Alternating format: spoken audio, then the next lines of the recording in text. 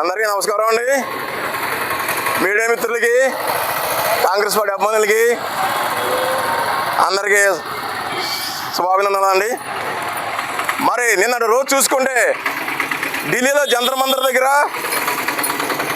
లక్షలాది మంది స్టూడెంట్లు ఎవరు పిలవలా, అయినా కానీ వాళ్ళకి జరిగిన అన్యాయం కోసం ఈ 12 సంవత్సరాలు 153 సార్లు పేపర్ లీకేజ్ అయిందండి. ఈ బీజేపీ గవర్నమెంట్ మరి కళ్ళు మూసుకుని పాలన చేస్తుందని మేము అడుగుతున్నాం. 153 సార్లు పేపర్ లీక్ అయితే దీనికి బాధ్యులు ఎవరు? తక్షణమే central home minister Amit Shah గారు, విద్యాశాఖ మంత్రి ధర్మేంద్ర గారు వెంటనే రాజీనామా చేయాలి. అలాగే నిన్న బూటు కాళ్ళతో తన్ని లాఠీచార్జ్ చేసిన పోలీస్ అధికారుల మీద తక్షణ చర్యలు తీసుకోవాలి. అలాగే మన ప్రధానమంత్రి నరేంద్ర మోడీ గారు బహిరంగంగా విద్యార్థులకు క్షమాపణ చెప్పాలి అని మేము కాంగ్రెస్ పార్టీ డిమాండ్ చేస్తున్నామండి. ఒకే ఒక్కడు పోరాడుతున్నాడు, ఆయన రాహుల్ గాంధీ గారు. ఆయన చేసే శ్రమ వృధా పోదు.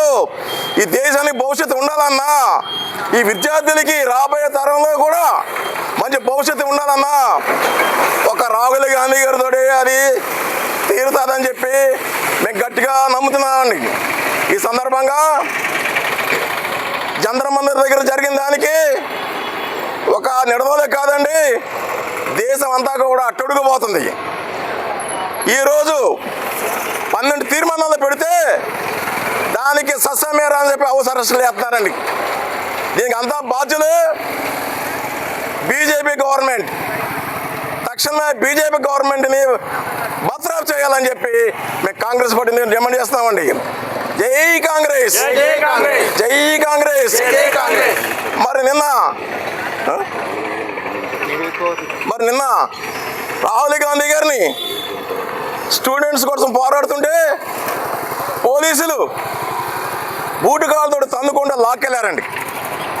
ఏమండి, ప్రతిపక్ష నాయుడికి మాట్లాడే హోదా ఎవరా?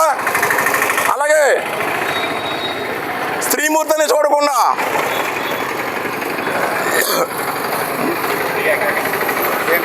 ప్రియాంక గాంధీ గారిని కూడా అలాగే నిర్బంధించి ఒక్కొక్క పోలీసులను నిర్బంధించి రాత్రి 12-1 గంట వరకు చేయడం అది ఎంతవరకు సబబని చెప్పి మేము కాంగ్రెస్ పార్టీ గట్టిగా డిమాండ్ చేస్తామండి. జై కాంగ్రెస్.